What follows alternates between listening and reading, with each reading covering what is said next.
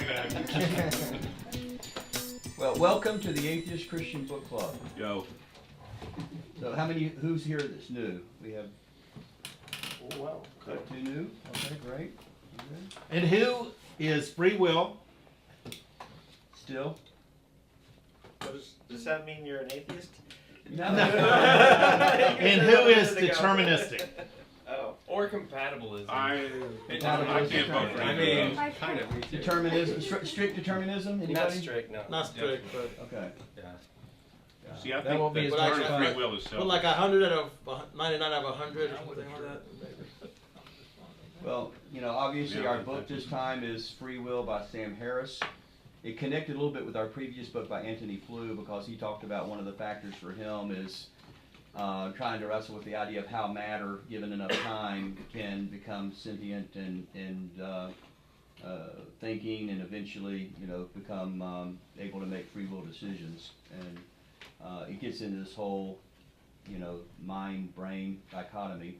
And I think it's about a little, we're going to discuss it obviously, but I think any of us can agree, even if we were not convinced by Sam Harris, don't you have to admit that he does a job of showing that even if there's some free will there are a lot of other factors that when you start thinking about environmental, brain function, DNA, a lot of things that go into maybe we still have free will, but not quite as free as we thought it was. So maybe that's a kind of a factor you have to give him some credit for on that. So. And what was your name again? Parker. Parker wrote a little commentary. You want to go into that, Parker? What your thoughts? Yeah, as I was reading, I took some notes, and at the end of it, I just kind of put all the notes together and gave it a little bit of structure, and I came up with 10 questions that challenge a little bit of maybe the way that Harris structured his argument. And I think these are really important questions to talk about, especially the first three. I feel like being able to have answers to the first three are really important in order to answer why moral obligation should or should not be pertinent to the discussion of free will. So. Any thoughts on that? Let's I don't think he made number one point, actually. I mean, he would say, okay, you can see this read it first. Let's read number one. Okay, I'll read number one. Harris argues that all actions can be predicted before they are committed, given that enough information is given of the motivating factors. However, just because one's actions can be predicted, does that necessarily prove that one's choices are not conscious? How does this show that man is not in control of himself, as Harris suggests it does? If every action was already determined since the beginning of time, wouldn't that simply make for a better understanding of the omniscience of God? Well, that's not what he argues. He's not arguing that every action is determined since the beginning of time. Well, you kind of have to if you take Harris's perspective. No, he's saying that like at one point he was saying that the scientists could see the decision that you were going to make a few milliseconds before you make it. But that doesn't have any But that the doesn't purpose mean of that that was to everything go is even somehow further beyond that. Before time. If you got to the point where you know all truths and you knew all causes, That's true. you could eventually trace that back in time to the Big Bang. Yeah, he calls it a wilderness of causation. That's which not has what one this book is about. That's not what this book is not about, what but this there's book is plenty of about. physicists that have stated that. It's a big part because we're talking about prediction leading to action, right? So you can take it. You don't have to take it back, but you definitely have to admit that prediction is a huge part of why he thinks that moral obligation is negated. I don't think that prediction case he made was very strong to me, though. I mean, I'm on your side on this because just because you can detect this thought somewhere in your mind before it gets to the next level in your mind doesn't really have anything to do with the causation or the will of it. You know what I'm saying? If your mind has got compartments and the decision is moving through them, that's interesting. it'd be your brain, you wouldn't have a mind. Like one of his examples was about how when he wakes up in the morning, what makes him choose coffee versus tea, right? That was a big, You would never choose anything different in that situation. Right, whatever he chose, he could say to himself, "Gosh, I have all these wonderful reasons why I chose tea this morning, but the reality is those are all sort of based on subconscious things or you know, whatever. And he talks about the subconscious a lot, which is interesting, although he doesn't delve into it very deeply. But so that's sort of the arguments that he's making, right? That even though the things I'm saying right now, you know, it seems like John is deciding to say this. Actually, I'm just responding to the environment around me. And this was not predetermined since the beginning of time that I would show up here or anything like that. Had I been hit by a car on the way over here, then obviously I wouldn't be here to have had this discussion with you. Then none of that's predetermined. It's all a response to the stimulus around you. Everything's a response to something else. His complete point that you would not have been hit by that car. Well, Period. I think he was working it, my understanding of it, Harris was working it the opposite way.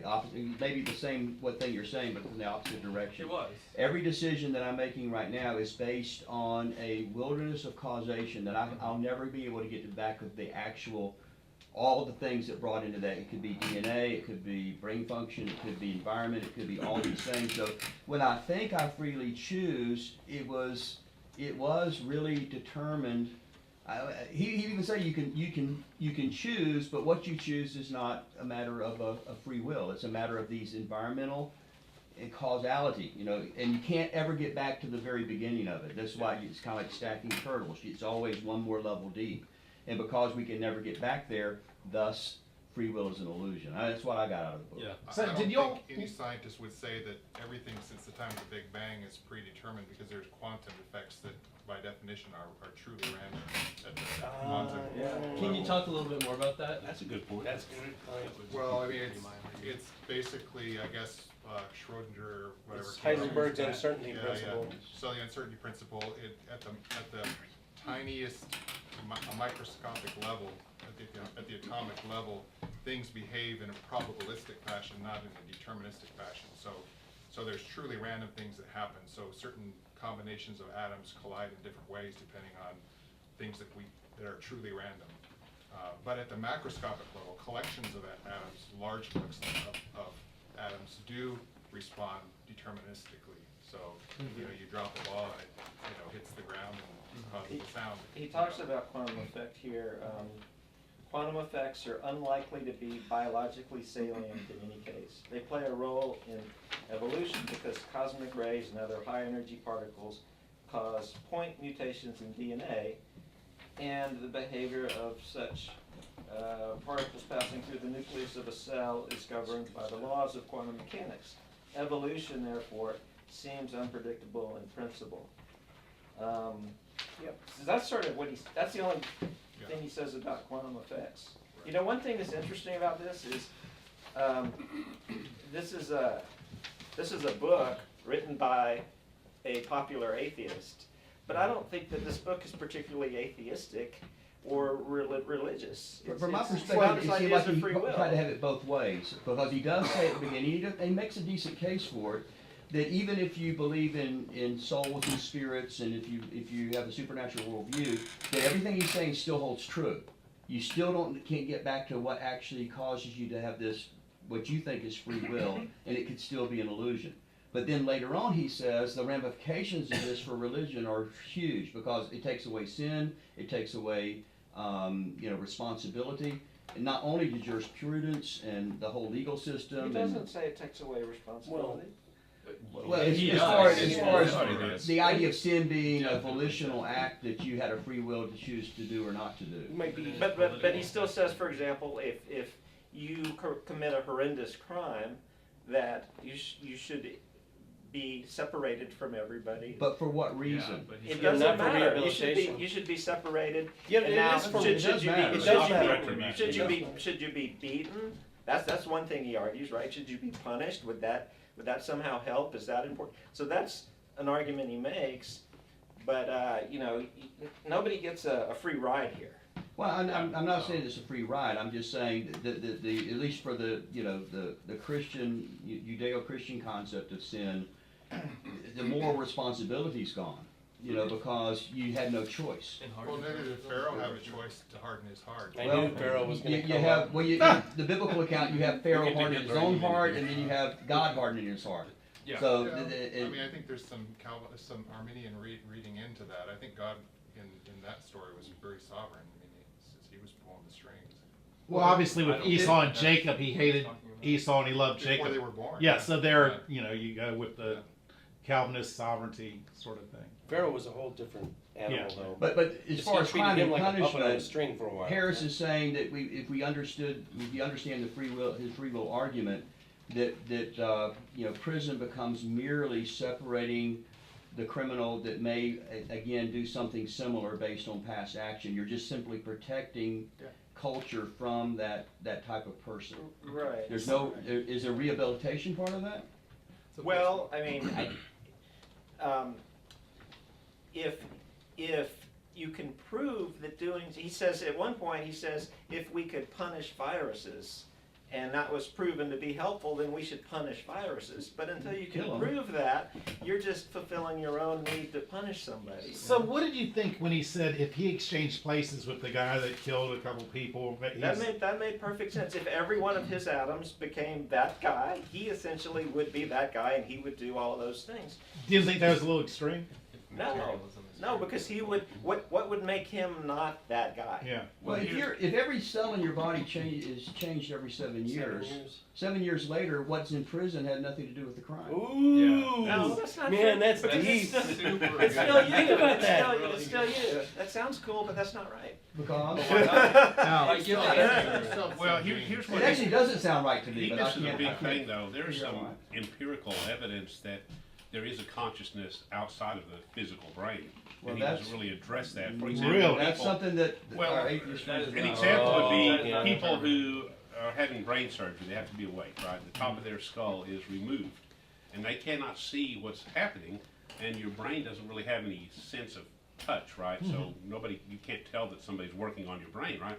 Well, scientists can map your brain, and they can put an electrical probe, and you'll smell oranges or whatever.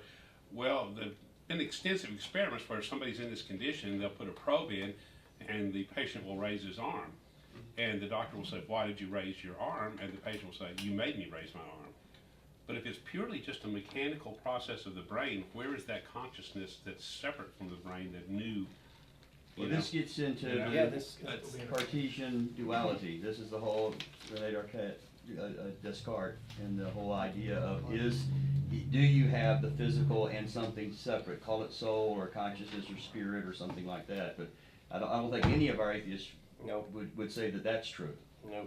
If there's something separate. Well, it doesn't have to be God. I mean, it's just not all in your physical brain, whatever you Even want if- to Well, call no, it. that's what It Sam is. Harris I says say- Let's say is. there's an immaterial I'd say part it of the is. human. You get rid of your physical brain, and you're just a. And I was just Brainless listening Some to evidence to contradict that, and I I don't don't know believe the that. answer. I was listening on YouTube to a neuro, she said, well, there is the possibility that a consciousness could be universal or whatever, a nebulous thing. She goes, let's just rule that out right there. And she was just, it was so technical about, where in the brain does this happen or that happen? And she goes, there's no center of the brain. It's just, a very complex thing. And, Compartmentalized. yeah. But Sam Harris saying, this is it. It's just, what we have is, Yeah. the physical brain. There's no consciousness or soul, obviously. That's just, Christian and religious baloney, that we've been propagating. Anyway, Obviously. But Daniel Dennett doesn't say that, right? Oh yeah, That's how's his Dan point. Dennett? That's his point, is that Anybody Daniel watch the Dennett debate says- with Daniel Dennett and Sam Harris? I did not. So, articulate what Dan Dennett said. Well, I'm just saying what Sam Harris says in the book about Daniel Dennett. He says that Daniel Dennett differs from him.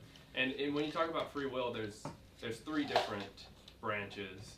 There's hard determinism, which is what this is about. There's libertarianism, which is basically we do have free will, therefore we have moral responsibility. The opposite of this, we don't have free will, so we don't have moral responsibility. And then there's just compatibilism, which any Christian can claim compatibilism as well, which I don't. I'm libertarianism. That's what I claim. You want to But- define that but for us? It's not in a That's where he political says a sense. puppet No, is no, free no, no. as long So as define the it for us. strings. Well, Harris did, but I want you. libertarianism or compatibilism. Mhm. Which one? Both. Okay, libertarianism, like I was saying, is just we do have free will, therefore we do have moral responsibility. Hard determinism is we don't have free will, so we don't have moral responsibility, and compatibilism is we don't have free will, but you don't have to have free will to have moral responsibility. And so atheists or Christians can fall on that side, and I assume, based off of what he was writing, that's what Dennett believes is more. Yeah, of he's basically a compatibilist. determinist, but he has a foot in the door for free will, right? That's kind of what compatible. I don't know. He says compatibilist, like my friend Daniel Dennett. Yeah, oh yeah, he says Insist that even if our thoughts and actions are the product of unconscious causes, they are still our thoughts and actions. Mhm. Anything that our brain do or decide, whether conscious or not, is something that we have done or decided. The fact that we cannot always be subjectively aware of the causes of our actions does not negate free will, because our unconsciousness neurophysiology is just as much us as our consciousness thoughts are. Yeah. So all I was trying to point out is that, like, you can be an atheist or a Christian and actually still be in the same boat on this specific question. That's all I was trying to point Well, out. in one of his YouTube talks, Sam Harris is saying, "Oh, that guy looks like that other guy," and there's just random thoughts that appear in our consciousness. And this neurosurgeon was saying that our brains are more active than we think. Even when we're sleeping, they're very active, and all sorts of things are coming into our consciousness that are not free will. We just don't have any control over. So Yeah, but my argument personally for that would be that doesn't mean that we have no free will. Just because things happen that we don't control doesn't mean we don't have any. So what free did you will. think in his video where he says, think of a city, and we all think of Rome or, Naples or whatever, Paris. He goes like Poughkeepsie, New York, or some off-the-wall city. That wasn't really in your thoughts, in your consciousness. So did you really have free will to pick that off-the-wall city? What did you think of that? It's two different levels of free will. Like,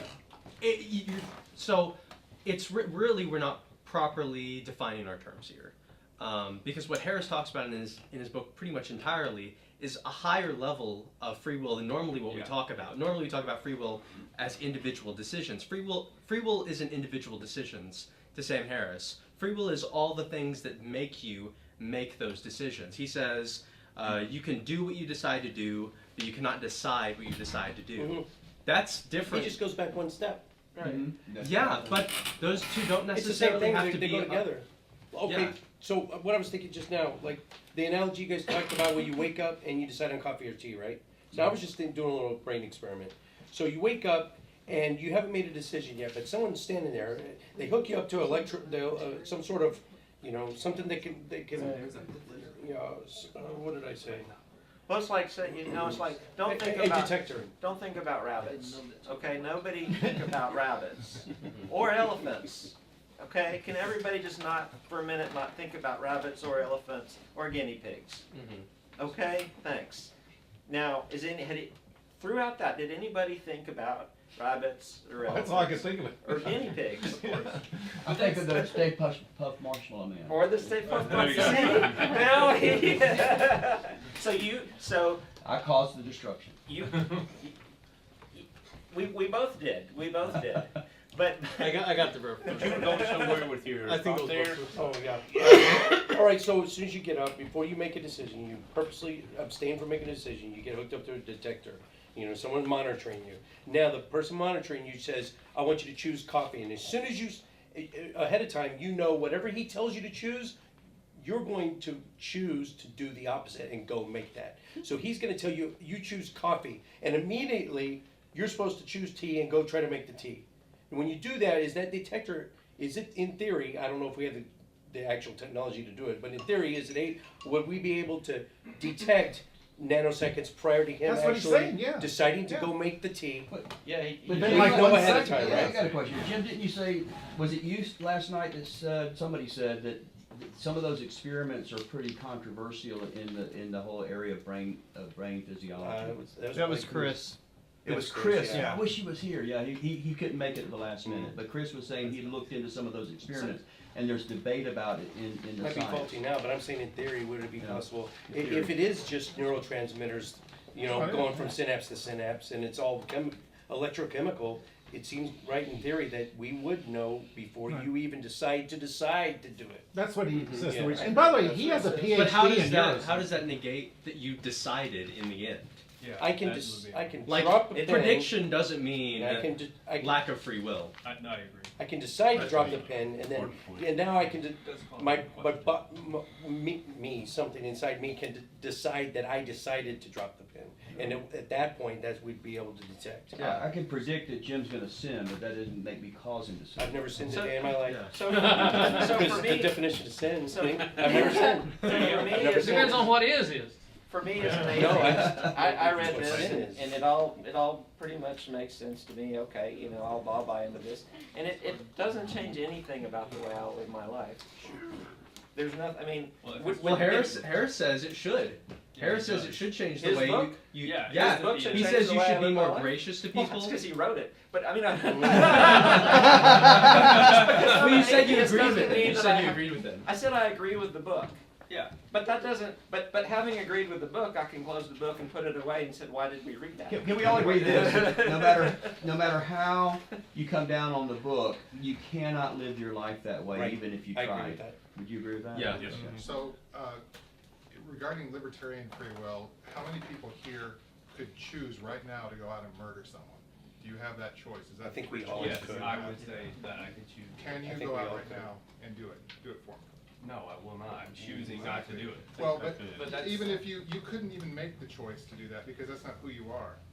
You watch I would Breaking say Bad? I That- definitely that's could. not- Yeah, Breaking Bad. Good example. I just, That's a TV But there's show. something about your People character that would murder make it impossible people for are you to go out and, hire a different. prostitute or kill another person. Every I Mr. think White it's just- has a little bit of, I would say it was There's my Walter choice. White antecedents. and- Walter White had a Yeah. little bit Not of, do it.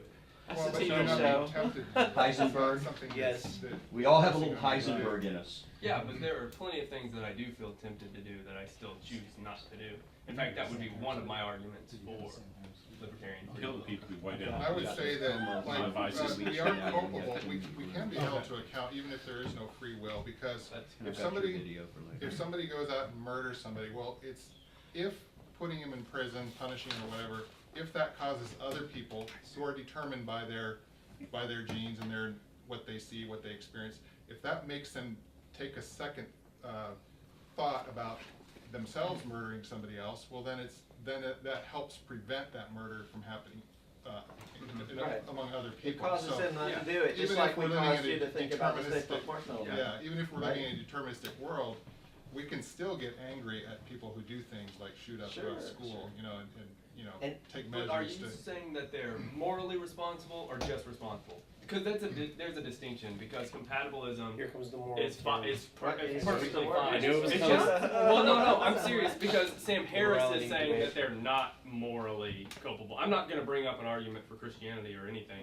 My point is just, No, I just knew we're gonna eventually have to define morality well, before yeah, this night is over. because Sam Harris is, like I was saying, hard determinism is there is no free will, therefore there is no moral responsibility. However, Daniel Dennett's compatibilism, still an atheist, very popular atheist, is there is no free will, but there is still moral responsibility. Moral responsibility. Yeah, you can believe in There is free will. morality without That's being a not theist of any kind. I Dennett mean, says that's, that? Yeah, free will. you just grounded differently. You know, says it's compatible with no determinism. disrespect to Sam Harris, and I don't mean to I don't know like why you're saying trivialize that. his book, but it's a little bit of a freshman dorm late night conversation because, Determinism? sorry, Yeah. did we not finish that? I didn't mean to step on it. Go ahead. Well, I mean, you sit here and argue about it's determinism or it's not, but okay, so if you take out everything that's deterministic and you got a free will, well then if there's no factors determining your decision, then it's just random. And if it's just random, how meaningful is it anyway? So this is really just not going anywhere, you know? Yeah. Yeah. I thought the same thing. I think it's all semantics. Reading about this last month and thinking, what's the point of all this again? I think Because the even book, if he is right, we can't live that way. yeah, the book, I took it to be, yes, it wasn't a So major. he's right. It's a good, it's a project, good, but it was a it's good a good, conversation starter. yeah, it's like, There would be no more prisons. like I was telling Bill, like jokingly, I said just- that, no, no, like no, being in the just the Matrix, ones- but just guess the what? I ones still go to that- jail in the Matrix, whether I know it's the Matrix or not, so why is my, How about the How about Well, it's just interesting to me because Someone that's off their meds and they I'm a big blamer. It's always everybody's fault but mine, and the reason I ended up the way I was First time my, I heard him say the truth in a while. was my dad was in a wheelchair. I was adopted. We used to say to me, "Oh, you're adopted. I'm sorry," and I go, "Oh, man, I get a lot of knowledge out of this. You know, it's really, you know, I got an excuse." he I says, lie about being adopted all the time. Oh, do you? yeah, but see, I'm the opposite. I don't like to fix the things. You like to be- Let's be adopted. Because then I can expect So you. we start to get a lot of different conversations Well, going then that's what on. he's saying. Let's see if we can all focus on one thing. So Terry, was there any way you weren't going to be an actress, or was that determined? Probably, I mean, probably not. I mean, I did it all. Well, I don't know. That's kind of hard to say. The truth is, I worked at General Dynamics. I went to a law firm. I had acted in high school and in college. I woke up one day and said, I'm going to try out for a play at Theater Arlington. And he said, okay. And I did, and I got a call back, and then I didn't get the part. And I said, I'm going to get an agent and some headshots. And he said, you might ought to take some classes. And so I re-signed up for some classes. I took a few classes, and in 2 months I was cast. Wow. So, you know, the time was right. I had the time to pursue it. Had I been working full-time, and I might not have chosen to give up my nights. So was it a free choice, or was it just you were destined to be an actor? I think I really decided that's what I wanted to You do. didn't, but you were free to do it. Okay. I think so. Yeah. But that doesn't mean she wasn't destined to do it. Even though she made the choice to do it, she could have still been destined to do it. Well, you know, I was watching the interview with this guy Sam, and he did a great interview with the guy that played David Koresh. I don't know if you've seen the movie Waco. Fantastic movie. But this guy was homeless in L.A., homeless in New York, and he goes, "This is just part of the process." He was just determined. And then he got the Friday Night Lights part, and then he played David Koresh's outstanding performance. So he lives right there in Austin, so it's kind of cool. Well, we'll take a break in just a little bit. But I want to show you guys something first. Some of you already know about this, but we had Tim McGrew that did a video for us when we were discussing the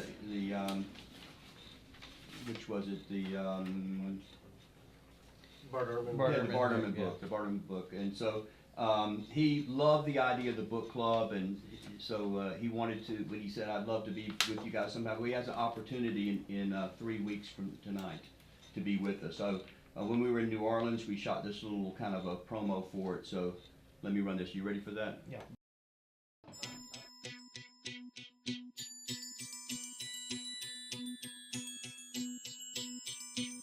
Hello, my name is James Walker. I'm president of Watchman Fellowship, an apologetics Christian organization. I'm also co-founder of the Atheist Christian Book Club, a monthly gathering of atheists and Christians looking at important books from both perspectives. With me today is Tim McGrew.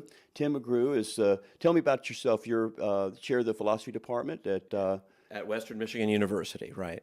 In Kalamazoo. Kalamazoo, Michigan, up in the land of snow and ice. And we're here in New Orleans right now, actually. We're both speakers at Defend at New Orleans Baptist Theological Seminary Apologetics Conference. And Tim was gracious enough for our book club. We recently looked at the book, Jesus Interrupted by Bart Ehrman.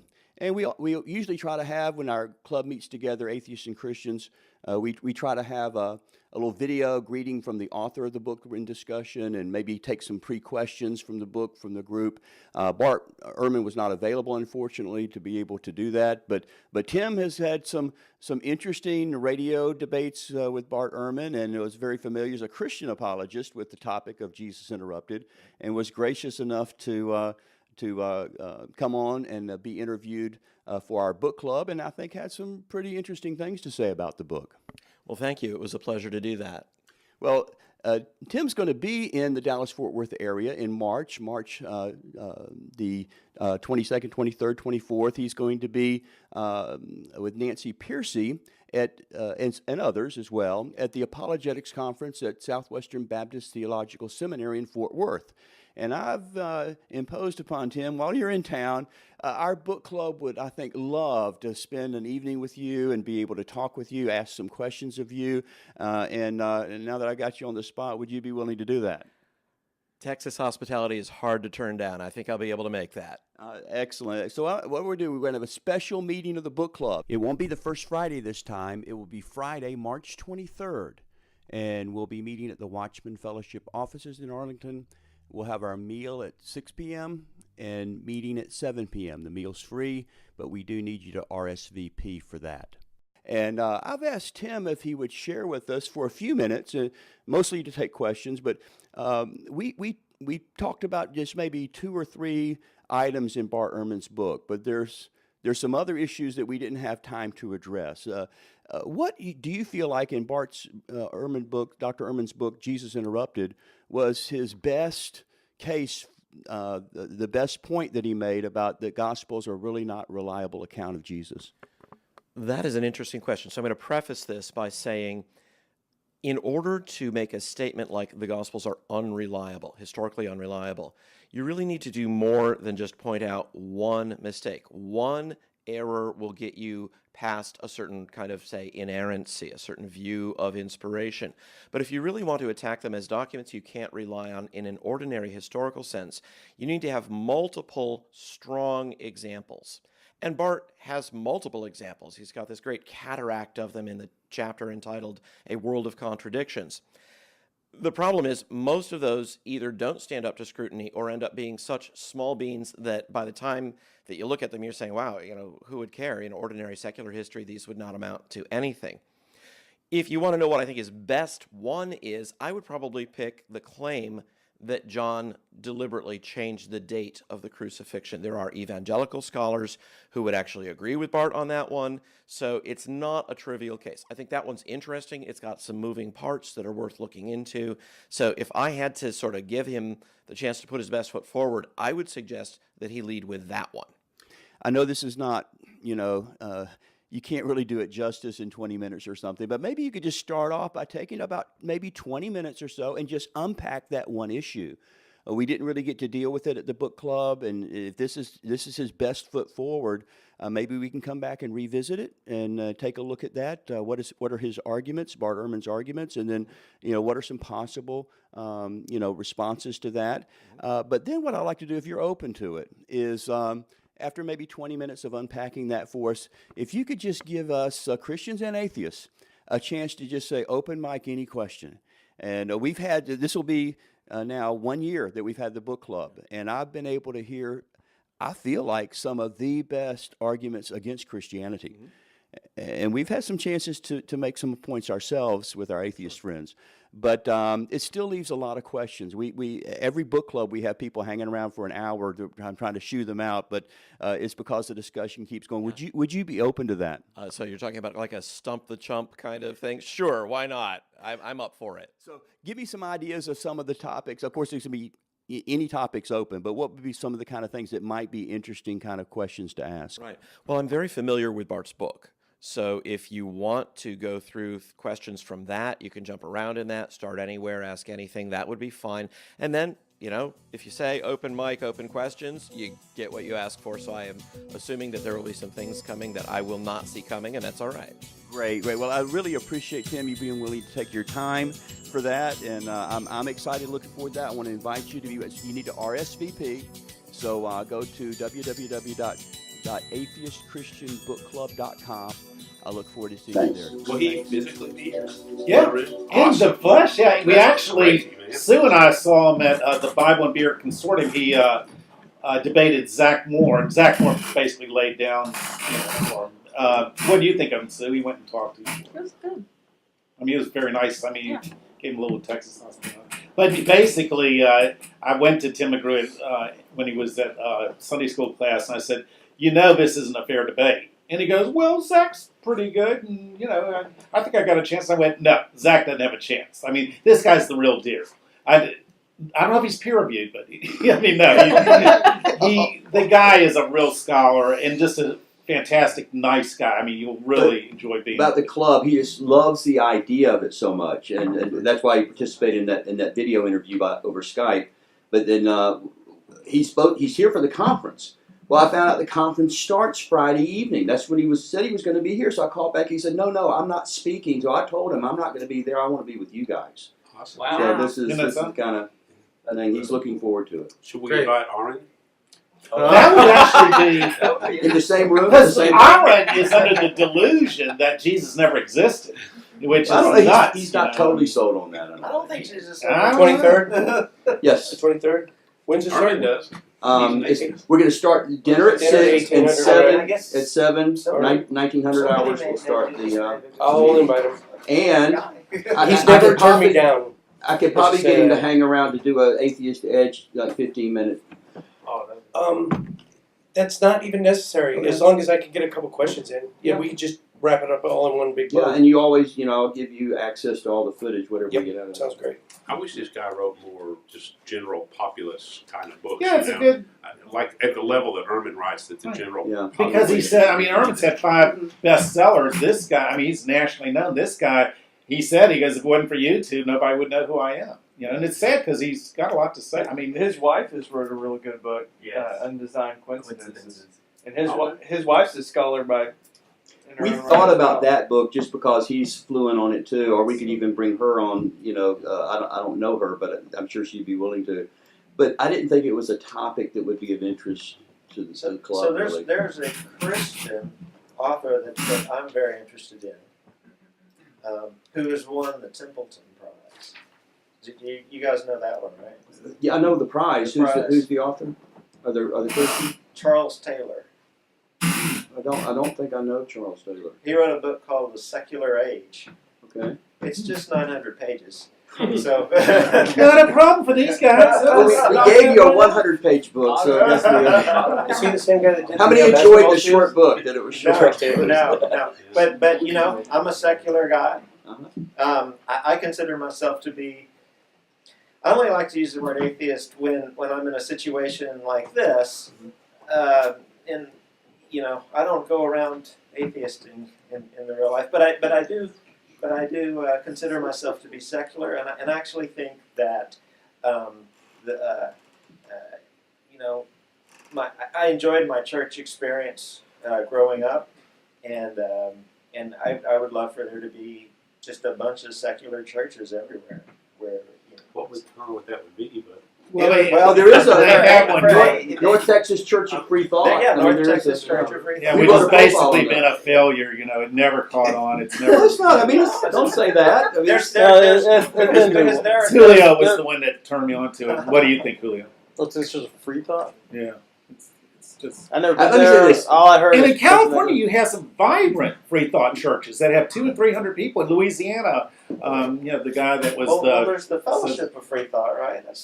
that Julio's thing has been going great. He had 30 people show up. It's fantastic. Yeah. But the Oh, that's important a- thing for But I'm not counting. me is that churches above and beyond charitable organizations have all sorts of tax benefits. Churches have hijacked community, and that's one of the problems atheists have is they have not had a sense of community. We're terrible at that because we're all so selfish and the old saying. No, it has to do with churches are very local. It's very easy.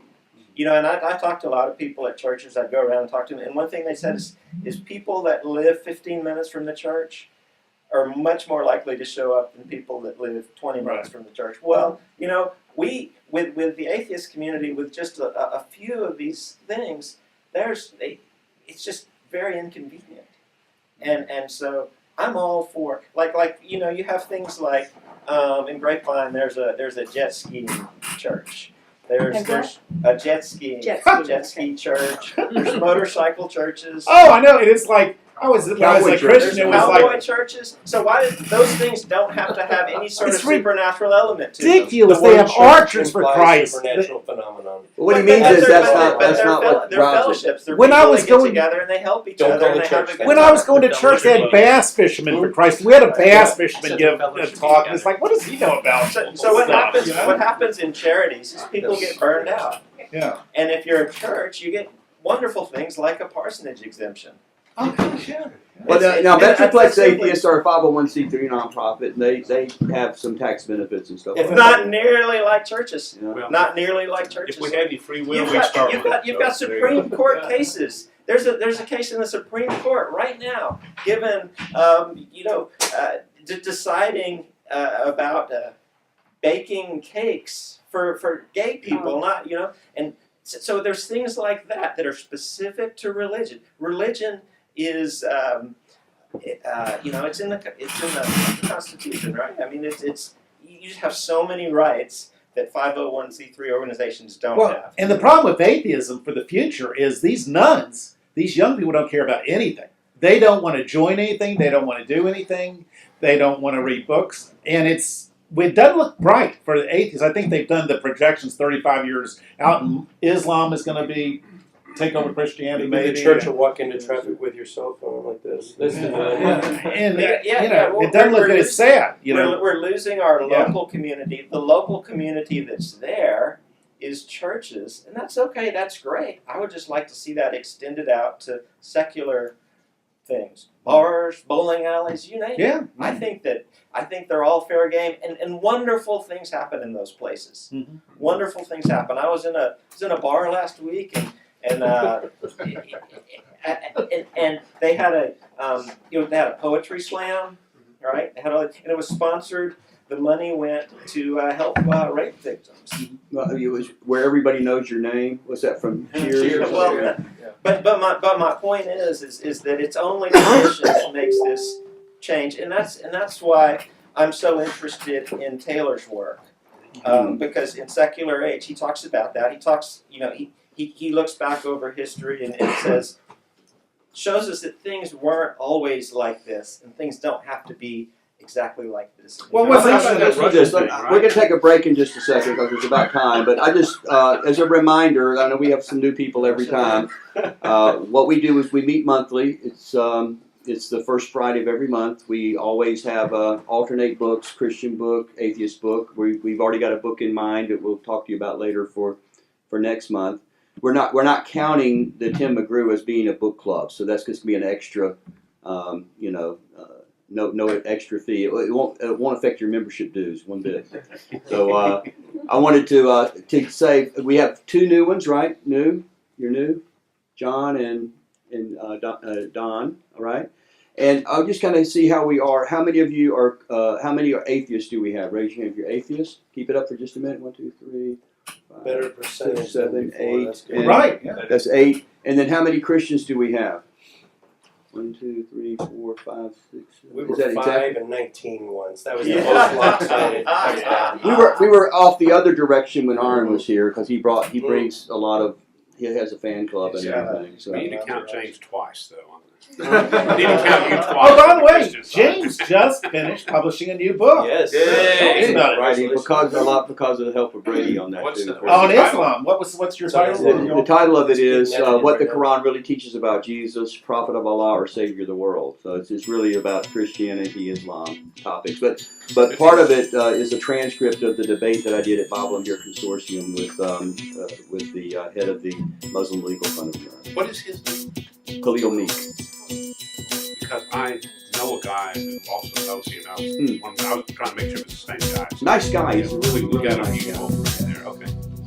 So let's take about 10-minute stretch, get something to drink. Everybody, if you don't know, the restroom is down that hall and first door on your left, and we'll be back in 10 minutes. Oh, I think I got over yet. Yeah. You smoke cigars? Do you put booze? Yeah. Then I'm Yeah. gonna Oh, And you have to wait.